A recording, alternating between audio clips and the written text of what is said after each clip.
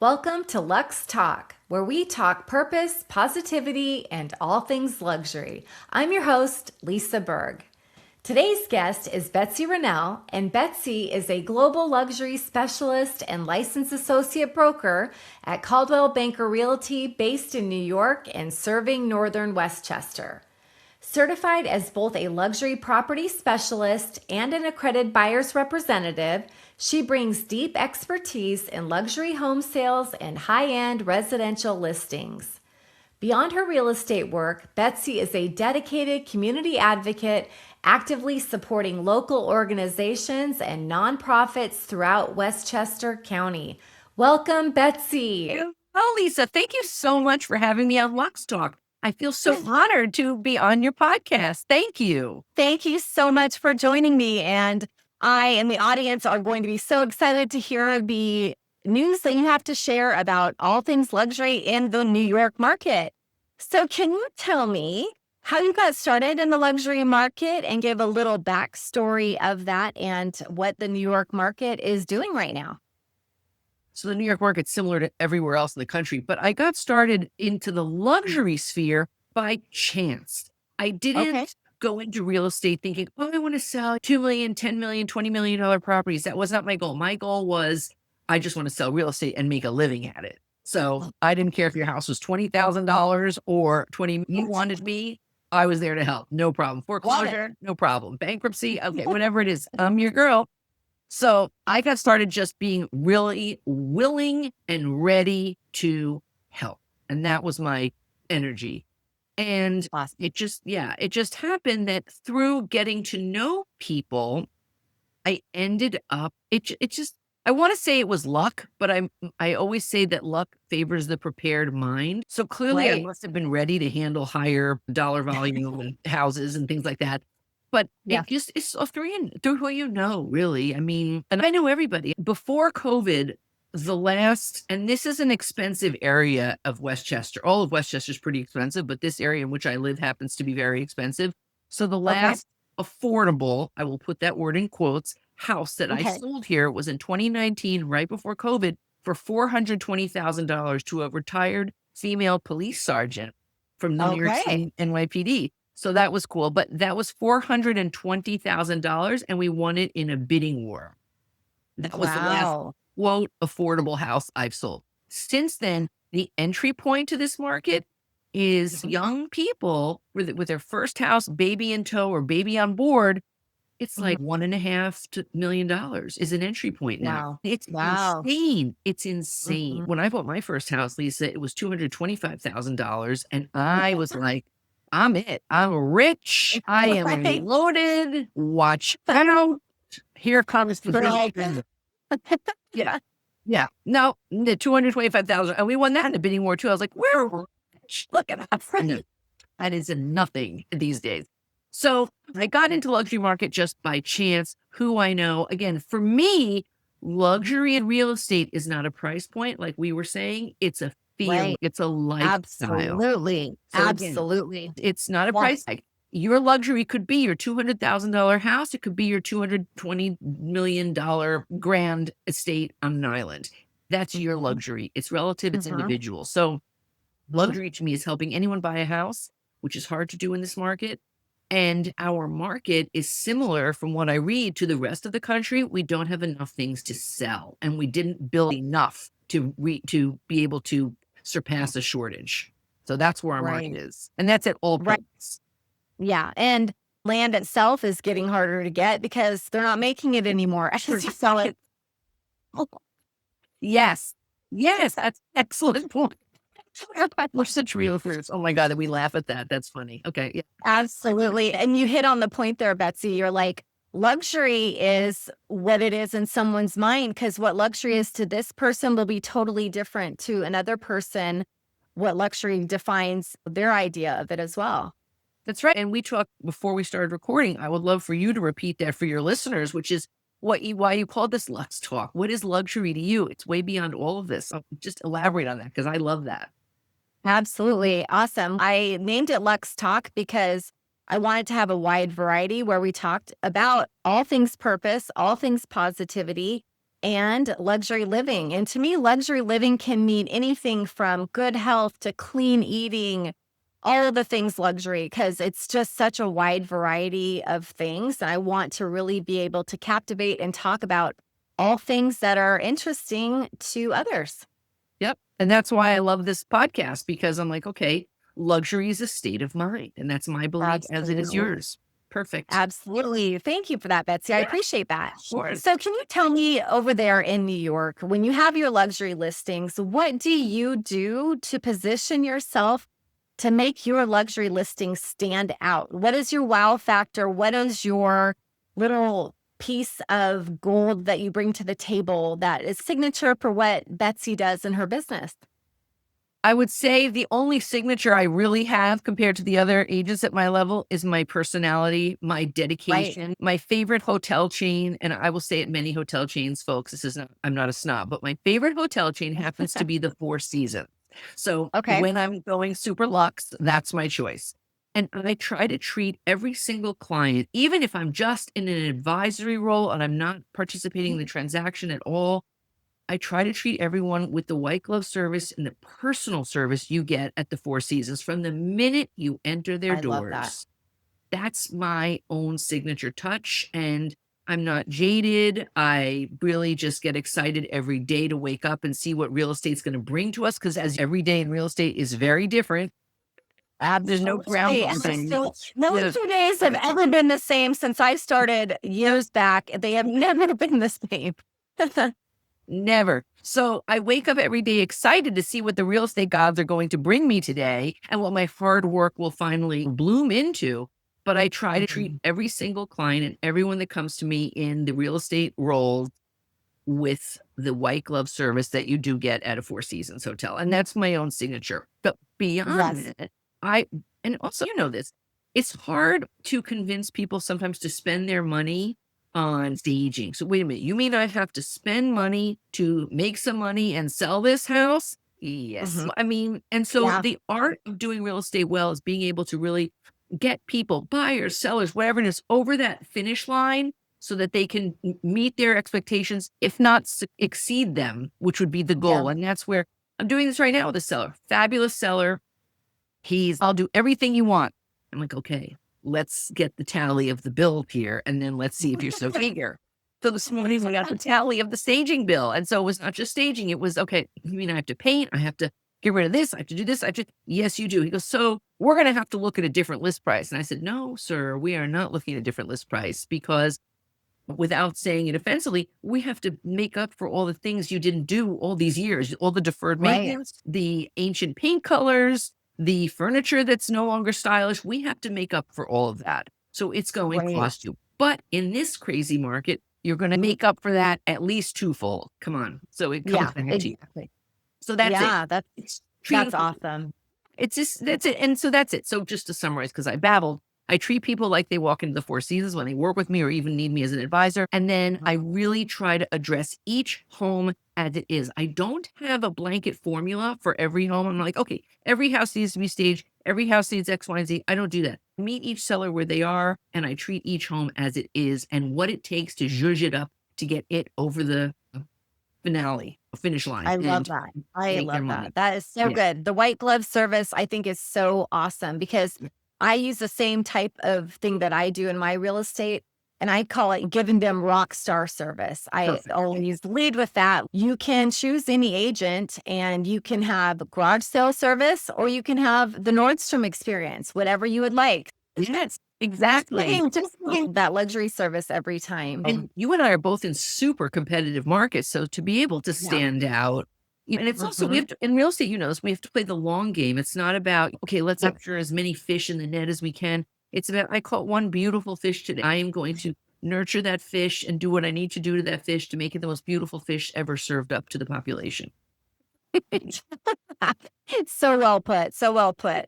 So can you tell me, where are you seeing the residential market across the tri-state area right now? Are you seeing shifts in where people want to live or how they want to invest? Can you elaborate on that a little bit? Yeah, that's an excellent question. So it is shifting ever so slightly, whereas I'll take staging for an example. A year ago at this time, I put on a very similar home.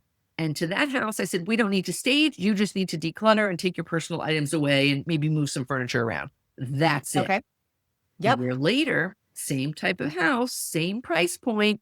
I'm like, and we need to stage the whole house because it's changing ever so slightly. Yes, it's still a seller's market because there's just not enough inventory, but buyers are tired. They're annoyed. They're tired of being told what the house is going to sell for. They want to get it there themselves. They'll pay for it, but you're not going to dictate that price out of the gate. And you also need to work a little harder for that sale. That's where the buyer's purview stands right now.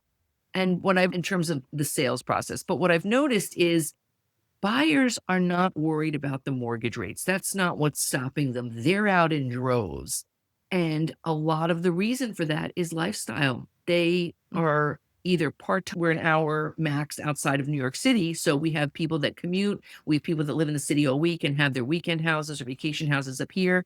And they're like, I love the city, but I don't want to live in the city with my kids right now. I want at least a part-time escape. So it's lifestyle that's driving the change, at least in the tri-state area, because all the commuter towns are within the same 60 minutes to New York City. So they're all doing the same thing. We have the same types of buyers. And the people who are leaving the area are actually, some of them are moving towards a city or more of an urban center because they are getting older and they want walkability. They want access to the hospitals. They want ease of use in terms of supermarkets and all that kind of thing. Maybe they want to be in an urban center that's in the center of all their kids. So the shifts are they're equal, but they're at opposite ends. Okay. Yep. Yeah. Of lifestyle. So that's what we see in the tri-state area. Yeah. That's fabulous. Thank you for sharing that. So tell me, how do you approach luxury marketing properties differently from traditional listings? How do you take your luxury and just give it that wow factor more so than just your traditional one? Everyone gets the white glove service, like you mentioned, which I absolutely love. Yeah. But when you're working with different price points, tell me what you like to do with that. So last year I had a beautiful listing. We started out just under $10 million. And yes, I want to preface this that every single client, like you said, gets the same equal treatment. It's a luxury service to every price point. But folks, let's face it, it's a little harder to sell a $10 million house than it is something under $1 million. Those are needle in a haystack properties. So they do require a lot of extra financial and time investment from the realtor standpoint. So I had this just under $10 million property. It was magnificent. It was unique. It was what everyone wanted. We actually sold it 3 times, but they didn't like the first 2 offers. So I can understand that the last offer was fabulous. And I'll get into the marketing, but what happened was we staged that house and the husband was like, you know what? Not ready to leave. Pulled the plug right before Christmas. He just made it so happy again. And he was like, we're staying. Sorry. It happens with good staging. Sellers fall back in love with their home. So that's what happened with this husband. Oh my God. Oh my goodness. So that was shocking. That's happened so many times where you hear your sellers say, oh my gosh, I've fallen back in love with my house. I don't want to leave. I have heard that so many times, but they're leaving for different reasons, right? They may have fallen back in love with their home, but they still have to leave for another job opportunity or something else like that. But I love that you make their house feel so welcoming and cozy and warm and inviting that they don't want to leave. That says a lot about your strategy, Betsy. So way to go. Thank you. It was a very expensive loss, but they're happy. And my hope is you continue the relationship so that when they are ready to sell one day, they will use me again. And that's the goal. Exactly. I was absolutely floored. What do you mean? Yeah. So anyway, so back to all the marketing with that. So I lay out a plan of what they can expect and what me and the Coldwell Banker luxury publicity machine expects to do. We can promise nothing, but we do promise working hard. We got them the opportunity to be in a featured article in the Wall Street Journal. They declined that for privacy reasons. That's fine, which I understand. At that level, some people really do want to be private. Yeah, discussion's very important during that. Yep, I get that.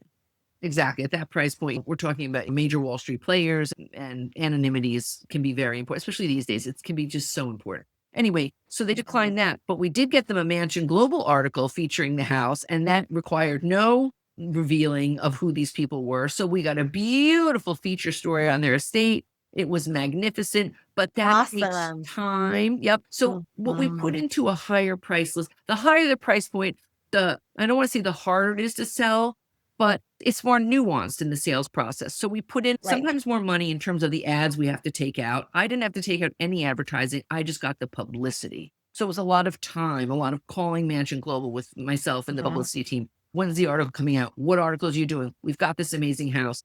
So it's a lot more investment financially in terms of ad dollars and marketing dollars in terms of things you're going to do to launch the house. The launch party for a house like that is critical. I had a solo pianist come in. I had a tarot card reader come in because that's just my goodness. That was fun. Yeah. And then I had a massive, beautiful catering. This house was about 9,000 square feet. So we had activities and we had to stretch out the interest throughout the entire first floor so people didn't forget to go to a certain space.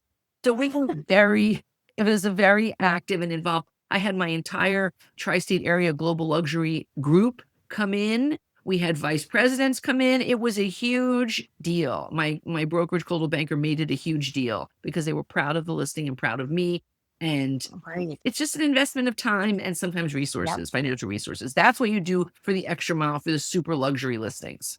Yeah, it sounds like you went the extra mile. Entertainment in every room. That just sets the scene for an awesome event for sure. It was so fun. And you just it's like throwing a party it's not your own home, but you want them to feel like they're comfortable in their own home. So that's where the Four Seasons experience really comes in. The minute they walked through that door, they were wowed, excited, and soothed. So they stayed. And it was fantastic. I love that. Yeah. That is so well done. I would have loved to have seen it in person myself. Thank you. I was very proud. And the homeowners were extremely proud. And that's what we aim to do. We make them very happy. Yes, absolutely. Yeah. So how about timing? What do you think about that? In this market right now, timing is everything. And so when you're bringing a luxury property to market, talk to me about timing. For us, it being so close to Wall Street, we have to look at what the market's doing. And at any price point across the country, at that level of wealth, you've got to look at what the market's doing. Did we just have a drop? Did stocks close out? Are we having a rise? Are stocks doing well? What's going on in the global economy? Because that affects this level of seller and buyer. So we really need to do our best to plan it to have the most exposure in the time of year. So in the Northeast, spring and fall are our two best seasons to sell because the weather is temperate. Things are blooming. In the spring, the flowers are coming out. In the fall, the leaves are changing, and it can be just absolutely magnificent. The summers are quieter because a lot of people around here send their kids to sleepaway camps. So that's when they'll use time to travel for themselves, or the whole family will go on retreat somewhere for the summer. So the market quiets down here. But I do say this, the serious sellers and the serious buyers are out in the summertime. Same thing in the winter. Yeah, same thing in the winter. A lot of people are snowbirds here. So they will go to Arizona or they will go to Florida. They will go to the Southeast and warmer states to get out of our sometimes really treacherous winters. But again, the very serious sellers and the very serious buyers are out there. So you can still do just as well in the quieter months in the winter and the summer as you can in the spring and fall. But time-wise, it's usually the spring and the fall to launch a house here well, because everything just works in your favor. On the markets, we've got to look at the markets and what the global world and economy is doing at that time. That's absolutely. Especially where you're located. I think that's so spot on with Wall Street and everybody being so close in there. Timing is everything. Yes. Timing is absolutely everything. Yeah. So tell me, what do you think that sellers should be thinking about before they list? If they were to come to you and be like, hey, what are my key things I need to get in order before even listing this home? Give me your little spreadsheet of what that would look like. So the first thing I really try to offer them is a pre-sale inspection. Okay. If they can do a pre-sale, it's not that common here. I learned this actually when I lived out west. It's very common out there, but not as common here. And when I was first approached with that, when I was selling my last house in Santa Fe, I was like, what? Why would I do that? That realtor was very effective. She explained to me, I'm like, I am going to take that nugget back with me to New York. And so sellers don't often want to do that. And I understand, but I know enough to say, okay, let me get the ages and the status of certain heavy duty things, the unsexy parts, the mechanicals of the house, the roof, things like that. We go through that. I'm like, okay, so if you don't want to do a pre-sale inspection, then these are the things I'm going to need you to fix, because the goal is to have as few obstacles as possible for a buyer to overcome. Just make it easy. Absolutely. Wrap it Yep. up with a bow, give them their house, and that's the way you get the most money and the easiest transaction. So my first line of defense is I would like you to do a pre-sale inspection. If you're not willing to do that, then I need to talk to you about what's going on in this house so that I can advise on things that you should tend to replace, get checked up, etc. Then we look around the house and I'm like, so let's look at each room. Let's look at the overall feel. Let's look at the approach on the exterior.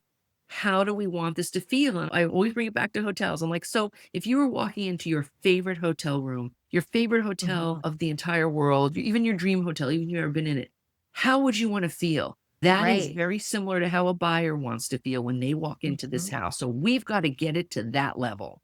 And that's, I try and use emotions and feelings in illustrative situations so that I can meet any kind of thinking and analysis in people's minds. Because New York, it's very analytical. Everyone's very smart here. Everyone wants everything tomorrow and they want it perfectly. So you got to be there to, address it. Yes. That's what I do. So I try and meet them where they are and then get them where they want to go, as I say. And those are really the lines of defense that I take initially with that. That's wonderful. Yeah. Because first impressions are everything, right? When someone walks into a home, I tell all my buyers too, we have to go into the home. We have to feel the feels, smell the smells, feel what it feels like inside the home. Because I think that when you first walk into a home, buyers typically know within a very short amount of time if this is the house for me or if it's not. And it has to be on point, or especially in that higher price point. Yes. It's got to be 5-star right off the bat. That's right.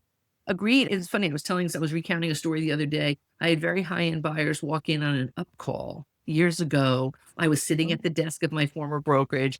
5 minutes before the doors were closing, this fantastic couple from Greenwich walks in. We want to move to Bedford. And I said, I can help you do that. And I was very new. But I was dressed the part and I knew enough. They seemed to like me. So we started going around the higher end places of Bedford. And the wife of the couple, we walked up to one that was really beautiful, but it was on a dark day.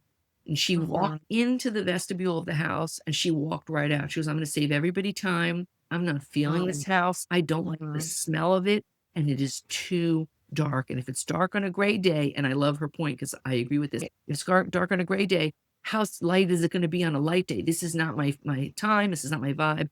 Not doing it. She walked right out because the vibe wasn't because right. they know.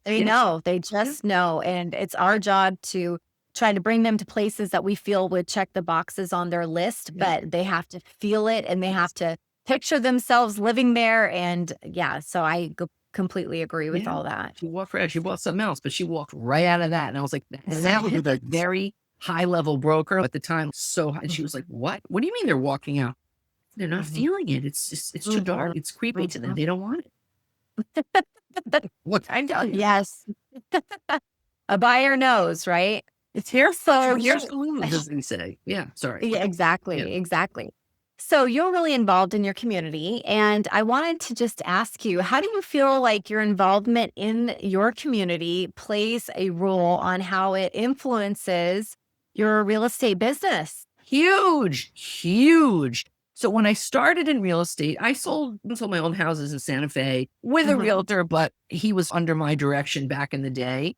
And he was great. But when I decided to sell real estate for the public, I really was like, okay, I know nothing.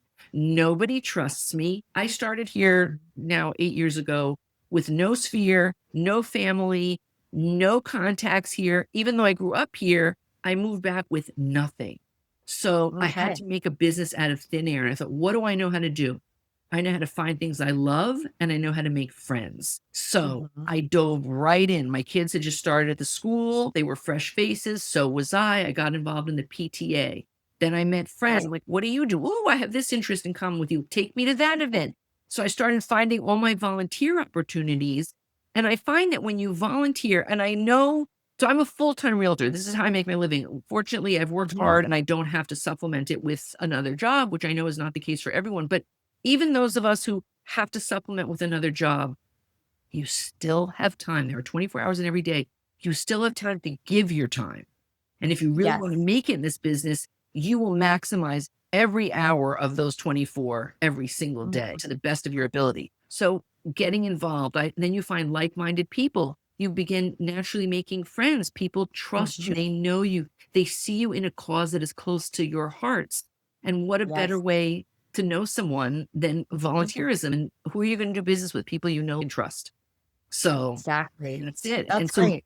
yeah, for me, getting involved in my community was not only for my passion and to fill my cup up every day, but it was a way that ended up leading to much of my business comes from my community involvement.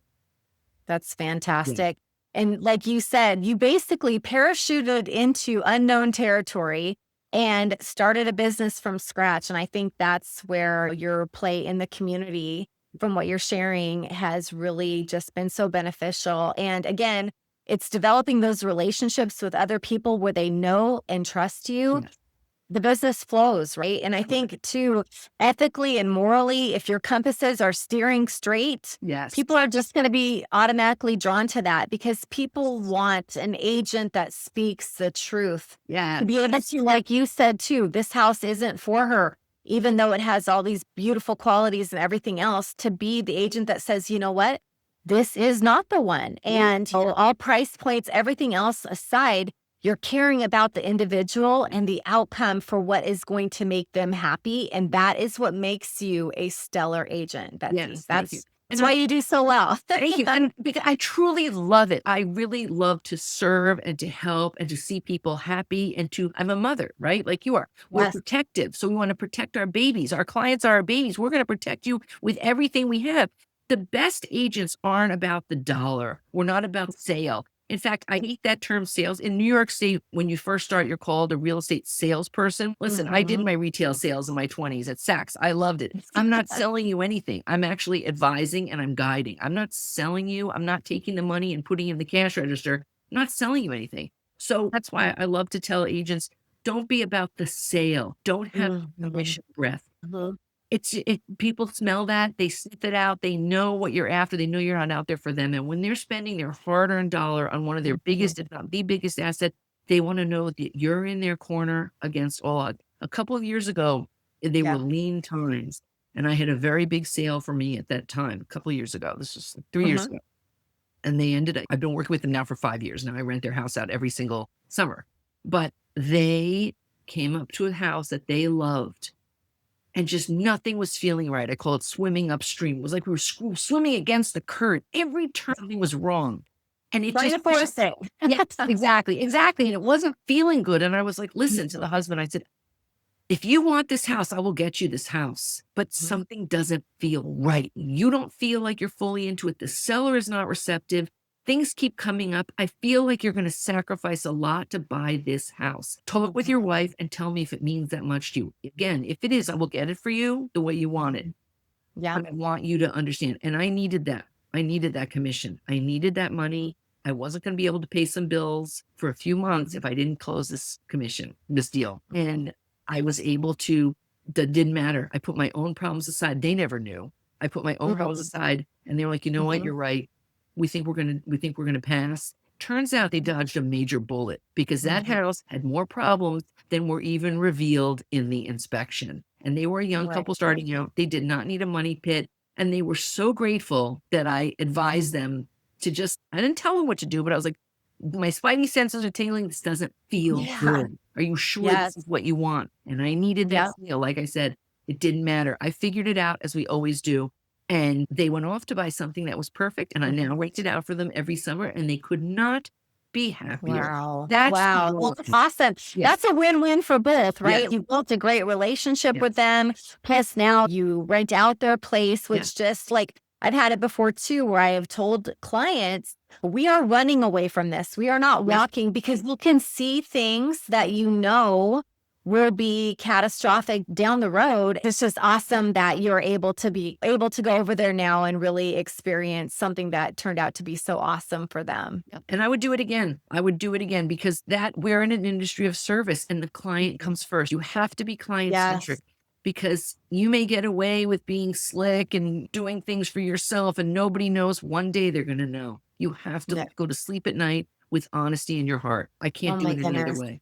That's so spot on. And that's exactly how I do it too, Betsy. It's like, I have to look myself in the mirror every single day. I have to lay my head on the pillow knowing every single night I did the best for my clients, was honest, truthful and raw when it came down to the facts. And our job is to protect their biggest investment. And I love that you do that with your clients. Every That's day. absolutely fabulous. Every So day. tell me, what excites you most about where this luxury market's heading, and what advice would you give to agents and sellers navigating today's market? We have a lot of different things going on right now, all over the world and everything. And what would you recommend that they do to help themselves navigate this?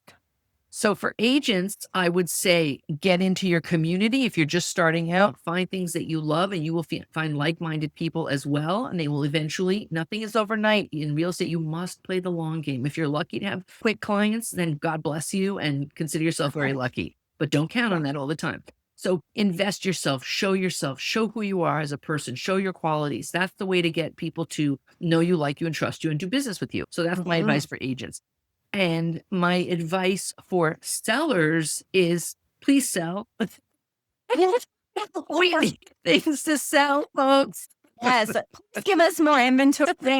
And when I get it, listen, I should sell. I'm not selling. And why? Couple of reasons. I don't have a mortgage. Why would I want to pick up a 6% mortgage? But the argument I play with that is for myself too, but for sellers also. And that's why I respect that people aren't selling.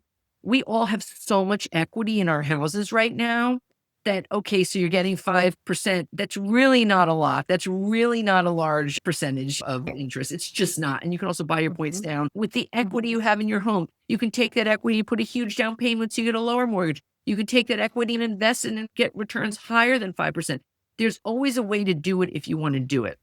Like their argument is, where am I going to go? And I understand this. I do, because where am I going to go to? I'm the perfect example here. My kids are out of the house. I don't need this house.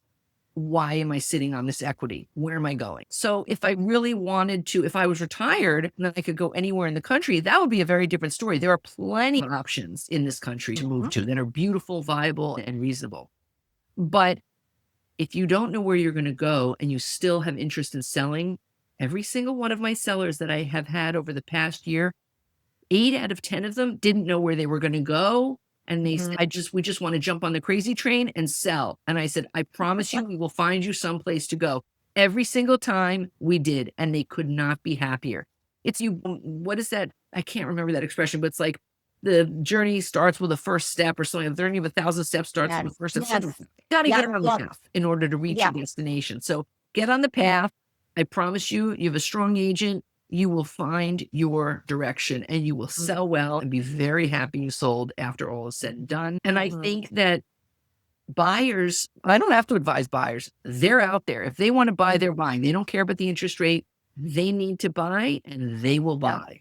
Yeah, absolutely. Absolutely. And to piggyback on that last quote that you just did, I'm a firm believer in it's only after you take the leap of faith that the safety net appears. And I think that you are rewarded by doing bold things and making bold moves and that kind of stuff. And when they have you as a trusted advisor, that's worth its weight in gold, Betsy. And again, I believe that's why you do so well today, because you just have that personality about you and you have that really trustworthiness built into your DNA. Thank you. I truly care so deeply. And if things don't work out, I lose sleep. We give our lives to this and people don't realize how much is here. I've met maybe a couple, 3 really nasty people as brokers. The rest of us, we are so heart-centered. We care so deeply. People don't realize what we give to this business.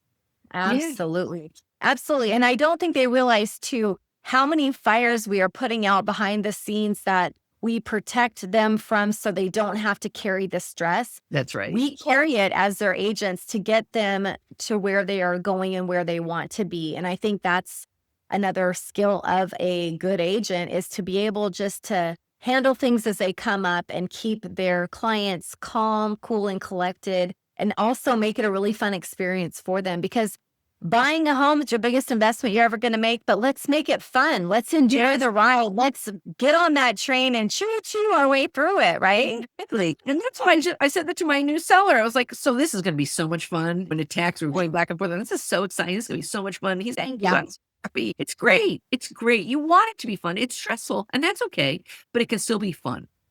Yes, Yeah. absolutely. Absolutely. Thank you so much, Betsy, for joining me today and giving all your insight on everything. I thought it was fantastic. And Thank to you. our audience, I would like to share Betsy's podcast, Heaven to Betsy. Heavens to Betsy. If you could check it out, you can find out more of what Betsy's about. And she shares all things midlife and beyond. So thank you again, Betsy. It was so lovely meeting with you today and chatting. And I have taken away a lot of insight and I really appreciate it. Thank you, Lisa, for having me. And Lisa is going to be on my podcast too. We'll talk about life as ladies and as realtors and how we navigate both sides of the coin there. But thank you. This was really fun. I loved the questions. I think people listening will really get some good insight, I hope. And Absolutely, they will. Absolutely. And I can't wait to join you on your podcast and we can have some fun and talk about all things professional and just fun. Have some coffee over it. Exactly. That's the goal. That's the goal. All right, Lisa, thank you so much. Truly. Thank you so much. Thanks for listening to Lux Talk, where faith leads, luxury inspires, and life is elevated. If you enjoyed this episode, subscribe, rate, and review the podcast, and share it with someone navigating all things luxury. For more luxury insights, market education, and elevated conversations, follow Lux Talk, turn on notifications, and join us for what's coming next. Stay elevated, stay informed, and stay connected with Lux Talk.